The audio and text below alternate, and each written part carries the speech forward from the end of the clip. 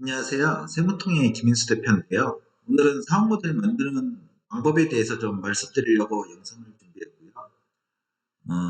일단 좀 들어가기에 앞서서 경제학이라는 학문에 정보 경제학이라는 분야가 있어요. 거기에서 정보 불균형, 정보 비대칭 이런 개념이 있는데 이 개념을 좀 알고 계시면 좀 사업 모델을 구체화하는 데 많이 도움이 되지 않을까 해서 그 부분을 좀 위주로 제가 말씀드릴게요.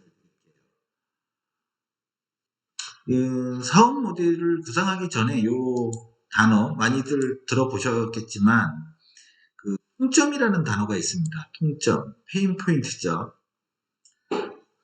일단 참여자들이 느끼고 있는 통점 그 부분을 잘 정의를 하면 사업 모델을 좀 구체화하기도 굉장히 쉽고 사업 계획서 작성도 좀 논리적으로 만들어 나갈 수가 있어요. 그래서 통점에 대해서 좀 말씀을 드리면 통점은 강한 통점이 있고 좀 약한 통점이 있고 강한 통점은 스트레스를 굉장히 많이 유발하는 그런 통점이라고 보시면 되고요. 그 약한 고통의 통점은 어떻게 보면 있어도 되고 없어도 되고 그러는데 있으면 굉장히 편한 거죠. 편안한 거죠. 예를 들면 주변에 맛집을 검색해주는 어플이 있어요. 근데 그런 어플이 없다고 해서 그렇게 막 스트레스가 높지는 스트레스를 많이 유발하거나 그러지는 않죠. 근데 있으면 굉장히 좋은 거고.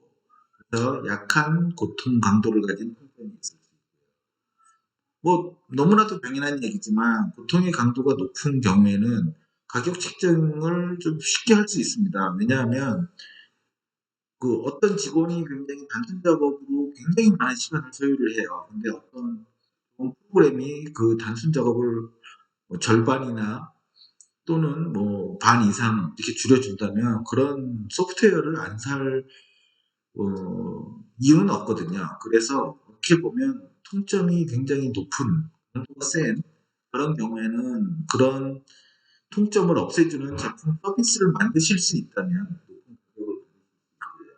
대신에 이제 불편함을 해소하는 정도의 그런 어플이나 서비스를 만드는 경우에는 이제 수익화하기가 좀 어려운 단점이 있습니다.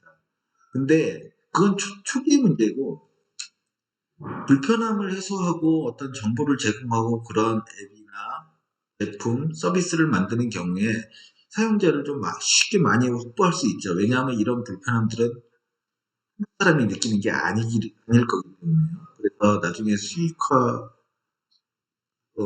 고객을 많이 확보해서 수익화하는 그런 방식으로 비즈니스를 하시는 경우도 많고요. 그래서 통점은 이 두 가지로 보통 분류해 볼 수가 있고요. 그, 이제 시장의 통점을 이제 좀 보다 논리적으로 좀 분석을 한번 해볼 필요가 있어요. 그 전에 이 정보경제학에서 나오는 레몬 시장이라는 거 있어요. 이게 레몬은 지금 요새는 인기가 굉장히 좋죠. 뭐 레몬 주스도 있고 뭐 여러 가지 뭐 가공해서 많이들 드시니까 요새는 좋은데 예전에 미국에서는 1950년대나 뭐 이때는 굉장히 인기가 없었던 과일이었던 것 같아요. 그래서 뭐 이름이 레몬 시장으로 붙었는데 이제 흔히 볼 수 있는 게 저 레몬 시장이 중고차 시장에서 많이 볼 수가 있습니다. 그러니까 서로 정보가 다른 거죠. 중고차를 가지고 있는 사람, 중고차를 사려는 사람. 그러니까 구매하려고 하는 사람의 입장에서는 이 차가 진짜 과거에 침수가 된 차인지 고장난 차인지 그거를 알 수가 없으니까 이 사려는 사람들은 비싼 가격을 참 지불하기가 좀 꺼려지는 거죠. 왜냐하면 차에 대한 정보를 잘 알고 있지 못하기 때문에. 그러다 보니까 결국에는 우수한 중고차를, 가격이 그러다 보니까 중고차 가격이 낮게 형성이 돼 있고, 그런 상황이 이제 한 번, 두 번 돌다 보면, 이제 좋은 중고차를 보유한 소유주조차도 시장에 이 낮은 가격에 내놓기가 꺼려지는 거죠. 결국은 시간이 지나면 지날수록 시장에서는 시장에 거래되는 중고차는 품질도 낮고 또 싼 그런 중고차만 난무하게 되는 거죠. 어떻게 보면 중고차라는 게 내가 썼던 차를 팔고 이런 현상이 안 벌어진다면 참 그 차를 구매하려는 사람이나 판매하려는 사람 누구에게나 이익이 됩니다. 되는데 결국 그런 현상은 시장에서 안 벌어진다는 거죠. 그러니까 구매자와 그 다음에 팔려는 사람의 가진 정보가 대칭적이지 않다. 서로 다르기 때문에 나타나는 현상입니다. 이거는 인간 사회에서 그냥 계속 나타날 현상인 것 같아요. 그냥 뭐 쉽게 없어지는 것도 아니고. 그래서 이거를 저도 이제 사업 모델을 세팅을 할 때 이 부분을 좀 많이 생각을 해봤어요. 저희는 이제 세무통이라는 회사를 하고 있다 보니까 세무사나 이제 고객, 소비자 분들의 이제 얘기를 좀 많이 하고 그랬는데 일단 사장님이나 납세자, 세금을 내야 되시는 분들 입장에서 제가 인터뷰를 하면서 느낀 게 사장님들은 이걸 굉장히 도대체 적정한 세무사 수수료 가격이 얼마인가 굉장히 궁금해하세요. 왜냐하면 실제로 개별적으로 이렇게 알아보시면 세무사 가격이 굉장히 천차만별이거든요. 그러면 이제 드는 생각이 가격이 비싸면 서비스가 좋겠지. 그렇게 생각하시는 분들도 있겠지만 이게 좀 그게 쉽지가 않은 거예요. 또 실력이나 능력이나 이런 부분들을 회계나 세무를 잘 모르는 사장님이나 납세자 입장에서 판단을 하실 수가 없는 거죠. 소비자 입장에서는 세무사에 대한 정보를 비대칭적으로 가지고 있는 거예요. 세무사는 자기 마음속에 자기의 실력, 능력에 대한 이런 정보들이 이쪽에 전달이 안 되는 거예요. 마찬가지로 세무사, 공인회계사도 굉장히 능력이 있어요. 그런데 그거를 시장, 즉 사장님이나 납세자한테 어떻게 증명할 방법이 없는 거예요. 그러다 보니까 서로 가진 정보가 다른 거죠. 그러다 보니까 이게 시장 가격은 계속 떨어지고 품질 낮은 세무사들만 좀 남는 중고차 시장과 굉장히 유사한 현상이 나타나고 있습니다. 이게 어떻게 보면 저기 경제학에서 쓰는 용어로는 시장의 비효율성을 초래한다 그러는데 결국은 이런 현상 속에서 잘 생각해 보면 누군가는 이거예요. 핵심은 누군가는 꿀을 빨고 있고요. 누군가는 호갱이 되고 있어요. 다시 말하면 사장님들 중에는 세무나 회계를 잘 모르시기 때문에 세무사를 선택할 때 가격이 높은 세무사가 능력이 좋겠지. 그런 가정하에서 세무사를 선택하는 경우가 있습니다. 맞는 경우도 있지만 아닌 경우도 있죠. 아닌 경우에는 그 사장님이나 납세자분은 그냥 호갱이 되는 거예요. 그리고 세무사 중에는 시장 가격이 낮게 형성되어 있으니까 본인의 그 어떤 광고비나 마케팅비를 굉장히 좀 엄한 방식으로 쓴 다음에 고객을 굉장히 많이 확보를 해요. 그 다음에 일을 대충 처리하는 거죠. 음식점 사장님들 뭐 잘 아시겠지만 월 기장료, 그 세무 기장이라는 서비스가 있는데 그 기장료를 뭐 3만 원, 5만 원, 3만 원, 4만 원, 5만 원에 하는 세무회계사무소가 있어요. 그러니까 그분들은 꿀을 빨고 있는 거예요. 그러니까 3만 원 보통 한 여기 7만 원, 8만 원, 9만 원, 뭐 10만 원 그 사이로 왔다 갔다 하는데 개인 사업자 같은 경우는 그걸 아주 다른 세무회계 사무소 가격보다 반값을 제시해가지고 고객을 막 확보해요. 그 다음에 직원들을 거기에 특화시켜가지고 어떻게 보면 일을 대충 하는 거죠. 그런데 결과적으로는 세무사는 돈을 많이 벌고 결국은 시장의 비효율성은 누군가는 꿀을 빨 수 있는 기회를 제공하고요. 누군가는 호갱이 됩니다.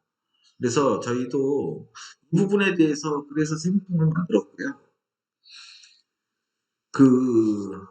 이거 약간 좀 어려운 얘기인데 시그널링이라는 게 있습니다. 그러니까 어떤 정보 비대칭 상황에서 내 정보가 맞다는 거를 수요자한테 알리려고 하는 그런 동기, 그거를 의미하는 건데요. 간단한 예를 하나 들면, 우리가 모르는 지역에 가요. 근데 거기서 뭐 음식을 먹고 싶어요. 맛있는 음식점에서 음식을 먹고 싶어요. 그랬을 경우에 대부분 분들이 많이 하는 게 뭐냐면 식당을 이렇게 쭉 둘러보고 줄이 긴 그 그 식당을 선택하게 됐잖아요. 그래서 어떻게 보면 줄이 길다는 게 어떻게 보면 시그널링입니다. 그 정보가 정확하다면, 그 사람들이 진짜 모든 사람들이 원해서 그 식당에서 맛있는 음식을 먹고자 줄을 쓴 게 사실이라면 그 정보는 굉장히 좋은 정보고 그거에 맞춰서 행동을 하게 되면 지금 맛있는 음식을 먹고자 하는 그분도 맛있는 음식을 드실 수 있는 거죠. 결국은 신호라는 거는 굉장히 중요합니다. 시그널링은 이 정보 빗대칭을 얻기 위해서 거기엔 대전제가 있어야 되는 거죠. 식당의 그 줄이 알바로 줄 서는 경우도 있다고는 하더라고요, 요새. 그게 아니고 그 줄이 진실된 정보라는 거.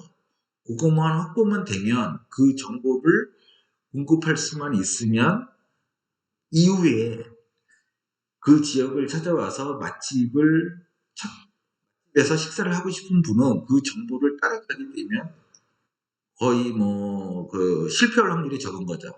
그래서 저희도 그 세무통에서도 여러 가지 방법들을 많이 쓰지만 저희는 그 후기 관리를 이렇게 굉장히 철저히 하고 있어요.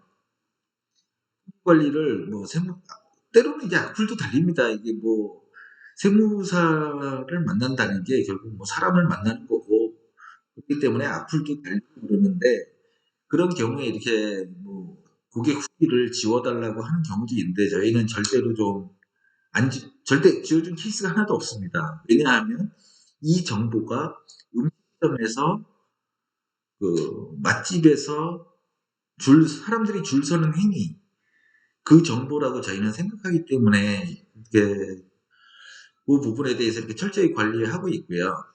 보면 이게 저희 사업 모델에서 가장 중요한 부분이죠. 시장에선 정보 비대칭이 있고 소비자, 그러니까 사장님이나 납세자분들이 어떤 그 정보를 충분히 갖지 못한 상황에서 그분들한테 어떻게 그 의사결정에 중요한 정보를 투명하고 진실된 정보를 제공하는 거. 그거를 통해 가지고 이 정보 비대칭을 좀 완화시키려고 많이 노력을 하고 있습니다. 그러니까 이것도 하나의 예고요. 이거 말고도 몇 가지 더 사항이 있는데 그거는 저희가 그 시간 날 때마다 제가 이것저것 좀 설명이라기보다는 제 경험을 공유해 드릴 수 있도록 하겠습니다. 자, 오늘은 이 정도로 마치고요. 네, 감사합니다.